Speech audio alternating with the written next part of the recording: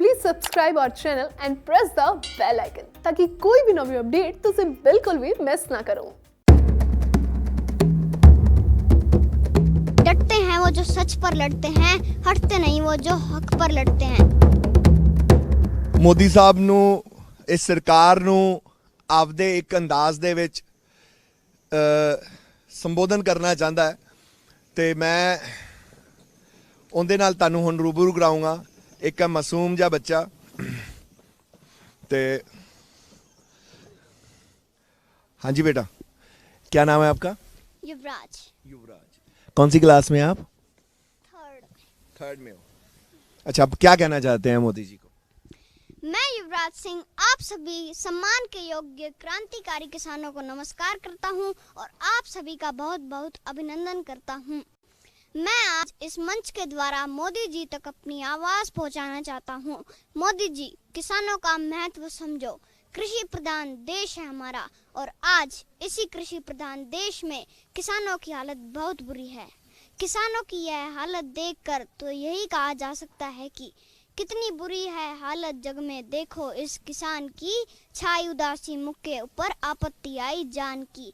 क्यों नहीं होती है बात जग में किसान के सम्मान की, क्यों छाई है उदासी मुख के ऊपर आपत्ति आई जान की। तो मैं मोदी जी से पूछना चाहूंगा कि क्यों आई आपत्ति किसान की जान की। जितना जीने के लिए अन्न जरूरी है उतना ही देश के लिए किसान जरूरी है। किसान मजबूत है तो देश मजबूत है, पर देश में स्थिति ऐसी आ गई है कि किसान विदेश जाकर रोजगार ढूंढने को मजबूर है। यहाँ से ठीक से पालन पोषण तो हो नहीं पा रहा है खेती में, कभी फसल नष्ट हो जाती है तो कभी दाम नहीं मिलते और ऊपर से ऐसे कृषि कानून बनाना जो किसान के हित में नहीं है, क्या वो उचित होगा? नहीं मोदी जी, ये बिल्कुल भी उचित नहीं होगा। विश्व में जनसंख्या में दूसरे नंबर पर आने वाले भारत देश का पालन पोषण किसान ही करते हैं। किसान ही नहीं रहेगा तो देश कहाँ होगा। मैं भारतवर्ष का इतिहास याद दिला दूं, जब भी किसान को लड़ना पड़ा है वो लड़ा है, डटा है, हटा नहीं है। चाहे मुगल हो, अंग्रेज हो या कोई भी हो, किसान डटा है, क्योंकि डटते हैं वो जो सच पर लड़ते हैं, हटते नहीं वो जो हक पर लड़ते हैं। बोलो जय जवान जय किसान, जय जवान जय किसान। मोदी जी, देश को आगे बढ़ाना है तो किसान को आगे बढ़ाओ, देश खुद ब खुद आगे बढ़ जाएगा। आखिर में मैं आप सभी के साहस को प्रणाम करता हूं और आप सभी का बहुत बहुत धन्यवाद करता हूं।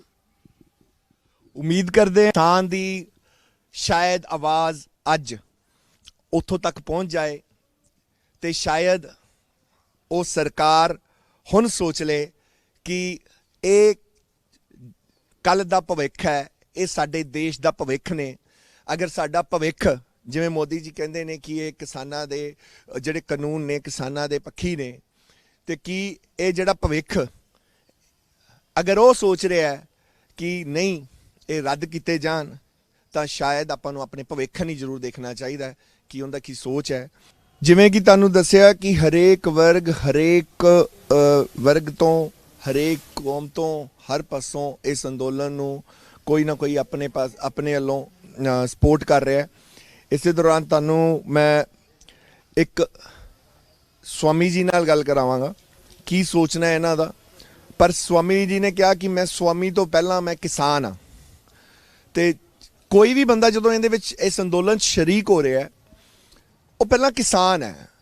ਇਸ ਲਈ ਕੱਲ ਵੀ ਇਹ ਗੱਲ ਹੋ ਰਹੀ ਸੀ ਕਿ ਸਰਕਾਰ ਨੂੰ ਇਸ ਅੰਦੋਲਨ ਨੂੰ ਉਸ ਕੁਰਸੀ ਤੇ ਆ ਕੇ ਬਹਿਣਾ ਪਏਗਾ, ਉਸ ਜਗ੍ਹਾ ਤੇ ਆ ਕੇ ਬਹਿਣਾ ਪਏਗਾ, ਪਹਿਲਾਂ ਕਿਸਾਨ ਬਣਨਾ ਪਏਗਾ, ਫਿਰ ਇਸ ਮੁੱਦੇ ਦਾ ਹੱਲ ਹੋ ਸਕਦਾ ਹੈ। ਅਗਰ ਹਾਲੇ ਵੀ ਸਰਕਾਰ ਉਸ ਤਰੀਕੇ ਨਾਲ ਸੋਚੇਗੀ ਕਿ ਨਹੀਂ ਅਸੀਂ ਕਾਨੂੰਨ ਬਣਾਉਣ ਵਾਲੇ ਹਾਂ ਤੇ ਅਸੀਂ ਰੱਦ ਨਹੀਂ ਕਰ ਸਕਦੇ, ਅਸੀਂ ਕਿਉਂਕਿ ਕਾਨੂੰਨ ਬਣਾਤਾ ਹੈ ਅਸੀਂ ਉਹ ਕਰ ਨਹੀਂ ਸਕਦੇ, ਪਹਿਲਾਂ ਇੱਕ ਵਾਰ ਸੋਚਿਆ ਜ਼ਰੂਰ ਕਿ ਕਿਸਾਨ ਕੀ ਸੋਚਦਾ। ਇਸ ਲਈ ਪਹਿਲਾਂ ਇਹਨਾਂ ਵਾਲੇ ਪੱਖ ਆ ਕੇ ਸੁਣੀਏ। ਆਪਾਂ ਗੱਲ करते हैं स्वामी जी ਨਾਲ। नमस्कार स्वामी जी। प्रणाम। बहुत अच्छे, प्रणाम। स्वामी जी कहाँ से हैं आप, थोड़ा अपने बारे में थोड़ा बताएं पहले। मैं आध्यात्मिक चर्चा करूं तो जहाँ से मोदी जी चुनाव लड़ते हैं काशी से, वहाँ कबीर जी की मूल गद्दी है, वहीं से मेरे पास श्री महंत की उपाधि है। और दूसरा, मैं किसान घर का जन्म है, इससे पहले मैं किसान हूँ। वो मैं जहाँ आप खड़े हैं ये सोनीपत डिस्ट्रिक्ट है, इसी में गोहाना क्षेत्र है। गोहाना का मेरा लोकल जो है किसान घर का जन्म है और मैं देशवाल खाप का ऑल इंडिया संचालन कमेटी का चेयरमैन भी हूँ। जो हमारे हरियाणा में 90 गाँवों में देशवाल बसते हैं, उत्तर प्रदेश में 68 में बसते हैं और राजस्थान में भी 70 में बसते हैं देशवाल गोत्र के लोग। और इस जिम्मेदारी के साथ मैं भी उसी दिन से किसान आंदोलन के साथ बना हुआ हूँ। सुमित जी, क्या लगता है आपको ये आंदोलन किस तरफ जा रहा है? पहले तो कभी इसमें नक्सलिस्ट कह देते हैं, कभी टुकड़े गैंग का कह देते हैं, कभी आतंकवादी का नाम दिया जाता है। आपको इन सब चीज़ों से अभी क्या लगता है? नहीं, आंदोलन तो कहीं नहीं जा रहा। आंदोलन बिल्कुल एक लाइन में शुरू से ही आंदोलनकारी, जिनको हम कह सकते हैं, अब हम लोग आंदोलनकारी हैं, किसान जो लोग हैं वो बिल्कुल स्पष्ट और सीधी अपनी एक बात को लेकर शुरू में चले थे। ये कानून गलत बने हैं, ये हमारे भविष्य पर आँच आने वाले कानून हैं, हमारा आने वाली ज़मीन तक भी हमें खतरा महसूस हो रहा है। हम लोग परेशान हैं, हम नहीं चाहते कानून लागू हो और उनको रद्द किया जाए। यही एक सीधा एजेंडा है। शांतिपूर्ण ढंग से, बगैर किसी हिंसा के, आराम से अपनी भूख हड़ताल करते हुए, अनशन करते हुए और दिल्ली में जाकर बात रखना चाहते थे। सरकार ने रास्ते में अवरोध खड़े कर दिए, हरियाणा गवर्नमेंट ने रोडों को बीच में से तोड़ दिया, रोड में गड्ढे खड़वा दिए, बड़े बड़े अवरोध खड़े करा दिए, आंसू गैस छोड़ दिए, पुलिस के द्वारा पानी की बौछार कर दी गई, तरह तरह की बातें करके और मोड़ देने का जो काम है, जो कहते हैं कहाँ जा रहा आंदोलन, वो जा रहा है, सरकार ले जाने की कोशिश कर रही है। सरकार में कुछ लोग बैठे हैं जो चतुराई के बल पर इस सीधे साधे और अपनी सच्चाई के लड़ने वाले किसानों के आंदोलन को मोड़ने की कोशिश की जाती है, तरह तरह की बातें करके। सबने सुना है, सबने देखा है। शुरू में हरियाणा प्रदेश के मुख्यमंत्री जी ने कह दिया ये तो पंजाब के लोग आए हैं, हरियाणा के तो अपने गांव में घर में सब लोग काम कर रहे हैं। ये एक चिढ़ाने वाली बात थी, जबकि सबसे पहले दुनिया जानती है पिपली में, हरियाणा में किसानों पे लाठीचार्ज हुआ था, बड़ी चोटें लगी थी और उसी दिन पूरे हरियाणा प्रदेश से सभी डिस्ट्रिक्ट लेवल पर, ब्लॉक लेवल पर किसानों को पुलिस के द्वारा जबरन रोका गया था। 1 महीना पहले की बात है। फिर उसके बाद खालिस्तानी कह दिया, उसके बाद वो आतंकवादी खालिस्तानी एक ही नाम सा हो गया। फिर कह दिया ये तो भाई कांग्रेस के भकाए लोग हैं, ये किसान नहीं है। इस तरह की बातें करके इन किसानों के स्वाभिमान पर भी ठेस पहुंचाई गई है और उसी का परिणाम है। कंप्लीट मैं आपको कर दूं, बहुत सच्चाई बात है, बहुत कड़वी बात है, जो तरह तरह की बातें इन लोगों ने की। भारतीय जनता पार्टी के जो ब्लॉक लेवल के छुट भैये नेता, जिनका अपने गांव और देहात में जो लोग घूमते हैं, उन्होंने बड़ी बेहूदी बातें करी हैं। उन्हें गैर जिम्मेदाराना बयान देने की छूट पता नहीं भाजपा ने दी, सेंटर ने दी, या वो खुद लगे रहे और लोगों में रोष बढ़ता गया। आज देखो आप, हरियाणा प्रदेश के तमाम गांव के अंदर, और मैं भी एक खाप का चेयरमैन हूं, संचालन कमेटी का चेयरमैन हूं। हमारी देशवाल खाप के प्रधान उत्तर प्रदेश के चौधरी शरणवीर चौधरी हैं, जो हमारे आंदोलन में आ चुके हैं। हरियाणा प्रदेश के शिवधन चौधरी हमारे प्रधान हैं, वो आंदोलन में आ चुके हैं। और उधर से देवेंद्र देशवाल इसमें आ चुके हैं, राजस्थान से लोग आ चुके हैं। मेरे कहने का भाव ये है, हरियाणा की तमाम खाप आज इस आंदोलन में अपना झंडा गाड़ के बैठी हैं।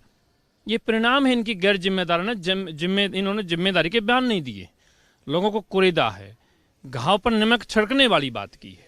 और जितनी ऐसी बातें करेंगे, लोगों में रोष बढ़ता जाएगा और ये आंदोलन और तेज होता जाएगा। जो लोग नहीं भी आए हैं, ये मेरा दावा है, हरियाणा का तो मैं दावा कर रहा हूँ, हरियाणा सरकार अच्छी तरह जानती है। गांव में चले जाओ, 4-5 दिन पहले मैं दिल्ली देहात में एक पंचायत बुलाई गई थी समर्थन देने के लिए, कुतुबगढ़ गांव में, वहाँ समर्थन दिया गया।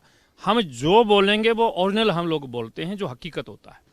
वहाँ किसी पत्रकार ने पूछा, मेरे साथ में एक दूसरे महानुभाव बैठे थे, उनसे पूछा कि सर हमने ऐसा कुछ महसूस किया कि भाजपा के लोग अब गांव में जाकर और अपना जनजागरण अभियान चलाना शुरू कर दिया है, लोगों को बताएंगे कि ये कुछ लोग बैठे हैं, हम ठीक है। मैंने कहा बेटा तुम मेरे से पूछो कि भाजपा गांव में जा रही है। आपने 3 दिन पहले, उस दिन की बात थी, मुख्यमंत्री का जागरण अभियान देखा था हरियाणा में, अंबाला में मुख्यमंत्री गया था, उसको भागने का रास्ता नहीं मिला है। उसके अगले दिन हरियाणा प्रदेश का डिप्टी चीफ मिनिस्टर जाना चाहता था अपने क्षेत्र में जहाँ से चुनाव लड़ता है, लोगों ने हेलीपैड को भी तोड़ दिया है।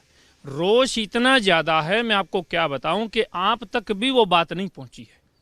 ऊपर की तो छोड़ दो, आपके जो चैनल हैं, आप सबके बीच में रहते हैं। अब यही बड़ी मीडिया है जो आप लोग हैं। पहले उनको हम बड़ी मीडिया कहते थे, वो बड़े नहीं हैं, जिम्मेदारी से घट चुके हैं। वो भी आत्मा सो परमात्मा की हम लोग लड़ाई लड़ रहे हैं और वो अपनी जिम्मेदारी से घट चुके हैं। चौथा सतम मीडिया होता था, लेकिन आज क्या हो रहा है, जिनको हम नेशनलाइज मीडिया कहते थे, गैर जिम्मेदारन बात करते हैं, मजाक उड़ाने की बात करते हैं। क्या आज भी खेल है कि हमारे रोजाना किसान शहीद हो रहे हैं? इससे बड़ी भी कोई बात होगी? शर्म आनी चाहिए सत्ता पर बैठे लोगों को। हमारे रोजाना, कल भी हमारे यहाँ शहीद हुए किसान।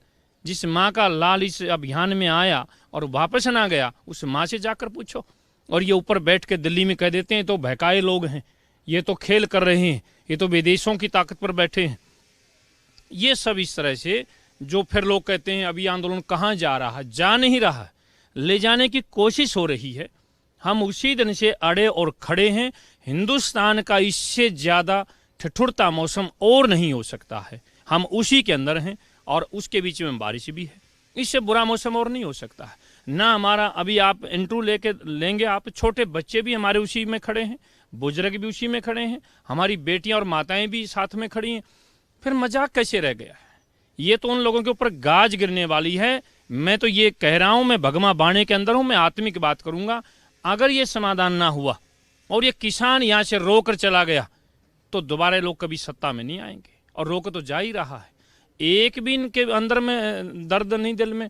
रोजाना किसी का 12 वर्ष का बच्चा शहीद हो गया, 18 वर्ष का जवान शहीद हो गया, किसी के छोटे छोटे बच्चे रह गए। कोई मजाक की बात नहीं है। दुख और दर्द में लोग यहाँ बैठे हैं, अपनी नस्ल और फसल को बचाने के लिए बैठे हैं और ये तरह तरह की बातें चला देते हैं। अगर हमारे पास साधन है, यहाँ हमने त्रिपाल लगा लिए, हमने खाने का साधन बना लिया, तो ये लोग उस पर बैंक कसते हैं। ये कहते गरीब किसान के पास साधन देखो, इनके पास विदेशों से पैसा आ रहा है। क्यों नहीं पैसा आएगा? क्यों नहीं पैसा आएगा? कौन सी बड़ी बात है? विदेशों में हमारे बच्चे हैं, हमारे परिवार हैं जो मेहनत करते हैं, कठिन परिश्रम करते हैं, अपने गांव और देहात परिवार को छोड़कर 7 समुंदर पार बैठे हैं। आज अगर परिवार पे कुछ आँच आई, हमारे समाज पर आँच आई, हमारी किसानी पर आँच आई, हमारे अस्तित्व मिटने के कगार पर है, हम 1-1.5 महीने से यहाँ बैठे हैं और सरकार के कानों पर जूं तक नहीं रहेंगी है। हम अगर ठंड में पड़े हैं, हमारे बच्चे हमारे लिए कुछ भेजें तो कोई पाप की बात है? कोई बिल्कुल स्पष्ट और सीधी सी बात है। और इसीलिए हमारे बच्चे विदेश में गए हैं, मेहनत कर रहे हैं, कठिन परिश्रम कर रहे हैं। वो कब काम आएंगे? वो तो दिन रात हमारे काम आएंगे, वो खड़े हैं हमारे साथ। ये इस तरह की ये लोग उसको बात को घुमाते हैं। और ये हमारा अपना संगठन है, हमारा सामाजिक ताना बाना है। हम लोग एकजुट रहकर हम साथ खड़े होते हैं और सरकार को इस बात का भी ध्यान नहीं रहा। कोरोना काल में किसने बचाया था देश को? पूरे विश्व में जद्दोजहद हो रही थी, लोगों को रास्ता नहीं मिल रहा था। हिंदुस्तान का किसान कोरोना में खड़ा था, तब तो सरकार, और हरियाणा सरकार की तो बिल्कुल ही हद कर दी। 5-5 केजी गेहूं मांगा गया इसी किसान से। हद है। वो खटराज किसानों के लिए रास्ते जाम कर रहा है, रोड खुदवा रहा है। अगर हम कहीं कुछ खड़े हों तो हम देश की संपत्ति को तोड़ रहे हैं, और सरकार देश के रोडों को खुदवा दे तो कोई भी असर नहीं होता। मेरे कहने का भाव ये है, हमारे साथ पूरी तरह से जाति हो रही है। सब लोग किसानों के साथ मजाक सा हो रहा है। और एक बहुत कड़वी सच्चाई है, अगर ये बात ना सुनेंगी और अगर ये कानून लागू हो गया ना, किसान तो फिर भी अपना काम चला लेगा। हम तो फिर भी अपना जो भी अनाज है अपना रूखा सूखा खा के गुजारा करेंगे। जो लोग मजाक सोच रहे हैं ना, जो किसान नहीं है, मान लिया जमीन नहीं है, भाजपा उनको अपने लोग समझ रही है, उनको बहकाने की बात कर रही है, उनके ऊपर गाज गिरने वाली है। इसी किसान से 7.5 रुपये केजी मक्की का आटा लेकर 100, 150, 200 रुपये के भाव इन लोगों को बेचा जाएगा। जो श्रमिक हैं, जो नौकरी करते हैं, जो शहरों में बैठे हैं, जमीन जिनके पास नहीं है।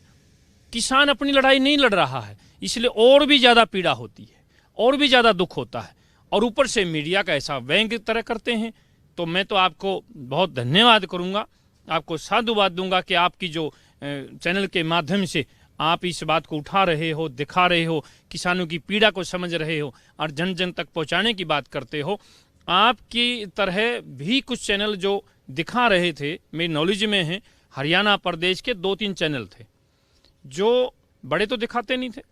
इस तरह यूट्यूब चैनल हैं हरियाणा प्रदेश के, आज तो नाम नहीं लेंगे लेकिन हम नाम भी लेंगे, उनका बाईकाट भी करेंगे। वो पूरी यहाँ कवरेज कर रहे थे, वो भी हरियाणा सरकार के दबाव में आ गए।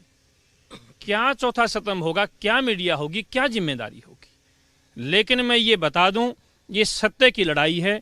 और इसी हरियाणा प्रदेश में कुरुक्षेत्र का युद्ध हुआ था, धर्म पर हुआ था, सत्य पर हुआ था। कृष्ण भगवान ने कहा कि नेकी कर कुएं में डाल, तो अच्छा कर्म कर फल की चिंता मत कर। हम लोग सच्चाई पर खड़े हैं, आत्मा सो परमात्मा की लड़ाई लड़ रहे हैं। हमारी हार नहीं हो सकती है, ये मेरा दावा, क्योंकि हम सत्य की लड़ाई लड़ रहे हैं।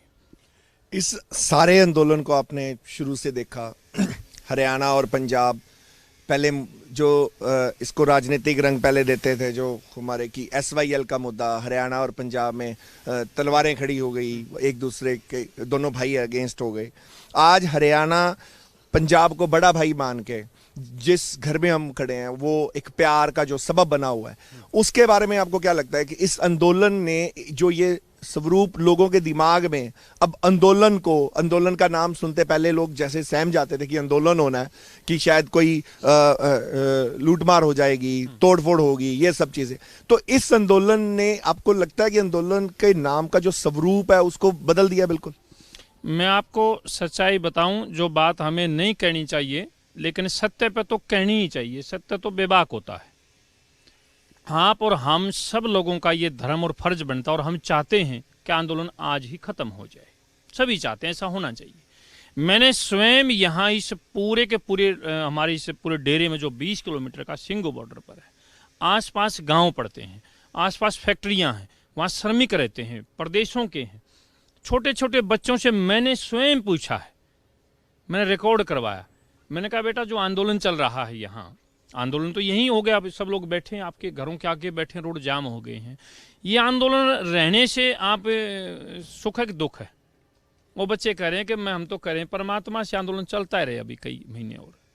वो बच्चा अंदर की भाव बोल रहा है, वो सिद्ध हो रहा है। मैंने कहा तुमने ऐसा क्यों कहा?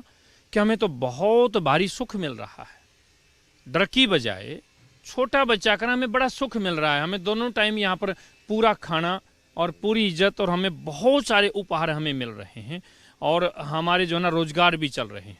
वो बच्चे बोतल इकट्ठी कर रहे थे, हमारा तो रोजगार भी चल रहा है। आंदोलनकारी तो अपना स्वयं के ताना बाना, सामाजिक ताने बाने के सहारे अपना चला के और लोगों के लिए सुविधा बनाने की कोशिश कर रहे हैं, पूरी तरह से खड़े। दूसरी बात, आपने SYL की बात की आंदोलन के नाम पर। हरियाणा प्रदेश में भारतीय जनता पार्टी में बैठे कुछ लोगों ने, सरकार की बात नहीं करी मैंने भाजपा की बात कर रहा हूँ। जो पार्टी सत्ता में होती बड़ा जिम्मेदारी होती है, लेकिन ये लोग तो जिम्मेदारी की बजाय उसको और खराब करने में लग जाते हैं। भारतीय जनता पार्टी के हरियाणा प्रदेश के पदाधिकारियों ने एक आंदोलन चलाया, घोषणा की 1 दिन का हम उपवास कर रहे हैं, SYL का पानी मांग रहे हैं। पहले घोषणा कर दी 1 दिन का उपवास। पहली बात तो इतने कमजोर हैं वो भारतीय जनता पार्टी के लोग। अगर उपवास करना ही है, पानी लाना ही है, तो अनिश्चितकालीन उपवास रख दो। भाई पानी नहीं आएगा जब तक हम तो कुछ खाएंगे नहीं। करो जैसे हम लोग बैठे हैं यहाँ पर, तब तक नहीं होगा, हम उठेंगे नहीं। 1 दिन का उपवास रखा। उस उपवास में क्या हुआ, हरियाणा प्रदेश का जो पानी है वो तो खेत के लिए है, वो तो गाँव के लिए है, वो तो जमींदारों के लिए है, किसानों के लिए। उसमें सभी लोग आ गए, सभी जातियाँ, सभी बरादरी, सभी धर्म आ जाते हैं। लेकिन लोगों ने उपवास रखा, हरियाणा प्रदेश के तमाम शहरों के चौक पे उपवास रखा, और उनमें से एक आदमी के पास भी, जमीन की बात तो छोड़ दीजिए, जो उस उपवास में गए थे उनके पास कस्सी फावड़ा भी नहीं था। कस्सी आप समझते हैं, जिससे पानी के लिए नाला खोदा जाता है।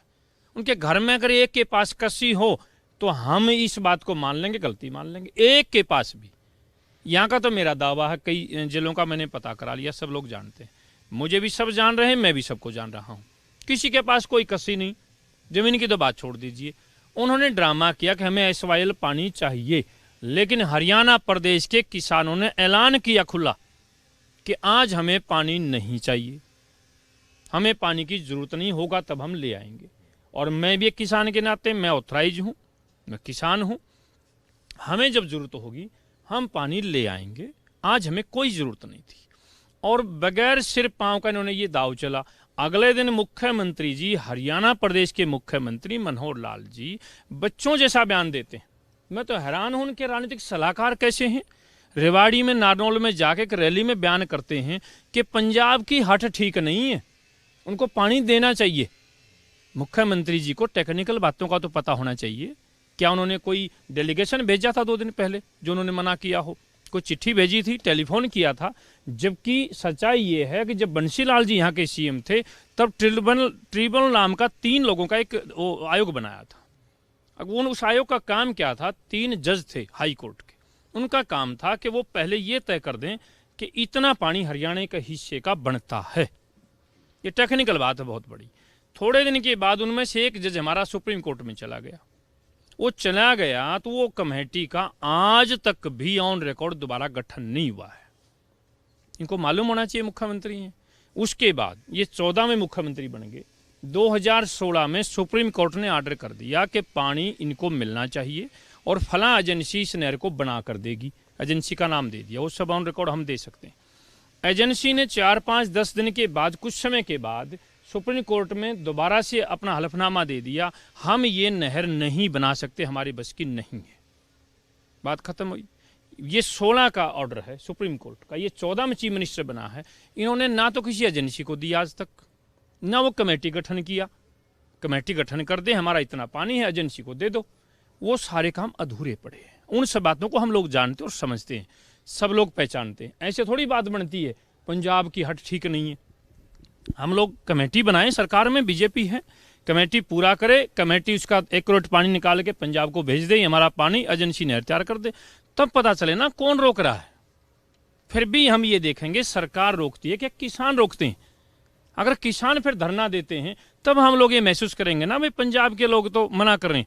इसके दूसरी बात, इसके विपरीत, आम किसान की बात छोड़ दीजिए, ये लोग तो बहुत बच्चों वाली बातों पे आ गए। हरियाणा सरकार के लोग तो, पंजाब की सरकार में मनप्रीत बादल जो फाइनेंस मिनिस्टर हैं शायद, वहां उन्होंने ऑन रिकॉर्ड बयान जारी किया है। हरियाणा प्रदेश के घर घर में वो बयान चल रहा है। उन्होंने बयान जारी किया है कि मैं एज ए सरकार का आदमी हूं, लेकिन फिर भी मैं इस पद पर रहते हुए एक सामाजिक बयान देना चाहता हूं। हरियाणा प्रदेश के किसानों ने हमें वो इज्जत बख्श दी, वो भाई का प्यार दे दिया कि उन्होंने हमें अपनी पलकों पे बिठा लिया, और वो हमारे लिए आज हमारे मत्थे का ताज हरियाणा बन गया है। और कभी कुछ भी बात, कभी हरियाणा प्रदेश के किसानों के गांव देहात और समाज के हित की अगर कोई बात आई, ये कहते तो उनकी आंखों में पानी थे कि पंजाब जो है अपनी सारी राजनीतिक बातें भूल के और पार्टियों की बात भूल के पूरा अवाम, पूरी जनता हरियाणा के किसानों के साथ खड़ी होगी। हम अपना कभी कर्ज अदा करेंगे। इससे बड़ी बात और क्या होगी? इसी लड़ाई के बीच में वो तो ये बयान दे रहे हैं और हरियाणा प्रदेश के मुख्यमंत्री से काम चल गया। अब ये ऐसे बातें करते करते आज नौबत ये आ गई है, हरियाणा प्रदेश के मुख्यमंत्री जी को हरियाणा में दौरे करते समय दिक्कत आ रही है। ਤੁਸੀਂ ਦੇਖ ਸਕਦੇ ਹੋ ਜਿਵੇਂ ਕਿਹਾ ਕਿ ਹਰਿਆਣਾ ਇਸ ਅੰਦੋਲਨ ਦਾ ਤੇ ਪੰਜਾਬੀਆਂ ਦਾ ਸਿਰ ਦਾ ਤਾਜ ਬਣ ਗਿਆ ਤੇ ਇਸੇ ਪਿਆਰ ਭਰੇ ਮਾਹੌਲ ਦੇ ਵਿੱਚ ਮੈਂ ਸੁਰਿੰਦਰ ਸਿੰਘ ਪਿਆਰ ਦੇ ਤਾਨਾ ਬਾਨਾ ਹਰਿਆਣਾ ਪੰਜਾਬ ਦੇ ਪਿਆਰ ਦੇ ਵਿੱਚ ਸਾਂਝਾ ਟੀਵੀ ਤੋਂ ਸਤਿ ਸ੍ਰੀ ਅਕਾਲ। Please subscribe our channel and press the bell icon ताकि कोई भी नवी अपडेट तुझे बिल्कुल भी मिस ना करो।